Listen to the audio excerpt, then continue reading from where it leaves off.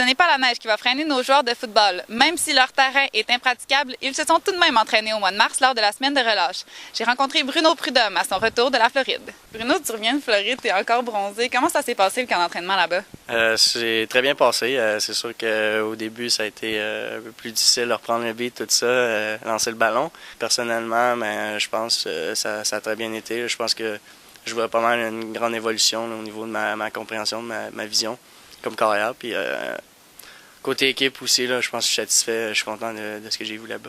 Puis avec le changement dans les postes d'entraîneur, avec les nouvelles acquisitions aussi, il y a un bon recrutement encore une fois cette année. Comment tu entrevois la prochaine année en défendant votre titre canadien?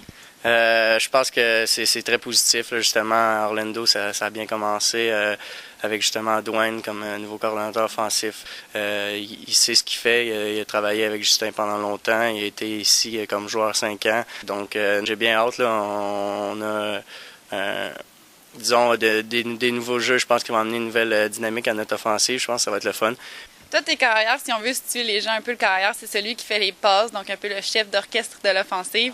As-tu toujours été carrière, là, le rêve de petit gars un peu d'être la carrière vedette? Non, ça a été au secondaire que j'ai fait mon changement. En fait, c'est un qui s'occupait du football là-bas. J'étais porteur de ballon, receveur à mes débuts.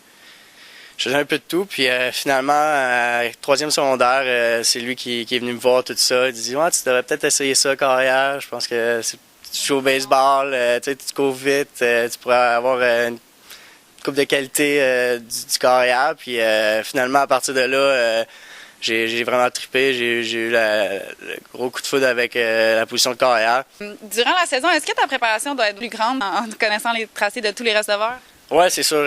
C'est beaucoup de travail, je pense. Faut que tu te mettes le nez dans le playbook, là, si je pourrais dire. Justement, tu parlais des tracés des receveurs. Il faut que je sache tous ce qu'ils font. Ma protection, tout ce que la ligne offensive font comme protection, moi, il faut que je sois conscient qui est mon joueur, que moi, il faut que je regarde si jamais il y a une situation qu'il y a trop de monde. Les porteurs de ballon. C'est vraiment, comme tu dis, le chef d'orchestre. Il faut que je sache, moi, tout le monde où est-ce qu'ils vont. Donc, puis moi, en même temps, je peux leur permettre de les sécuriser si jamais eux, ils oublient quelque chose ou tout ça. Ce sont quoi tes objectifs de carrière avec ta maîtrise en physiologie et endocrinologie? Écoute, moi, ça a été le plus difficile, disons, mon choix de carrière.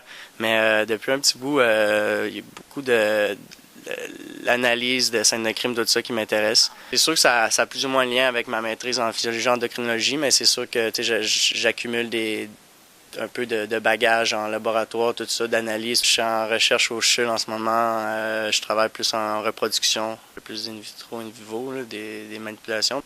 L'année prochaine, c'est ta dernière année avec le Rouge et Or, ta dernière saison. Est-ce que ce sera en même temps ta dernière année à la maîtrise? J'aimerais ça. Jusqu'à date, ça avance bien ma maîtrise. C'est sûr que je planifie de finir pas mal en même temps que la saison. Puis j'ai dans l'objectif à l'hiver prochain de rédiger mon mémoire de maîtrise. Tu t'impliques beaucoup. Tu as reçu justement une bourse de leadership et de développement durable. Qu'est-ce que tu fais avec le Rouge et Or pour t'impliquer au niveau communautaire?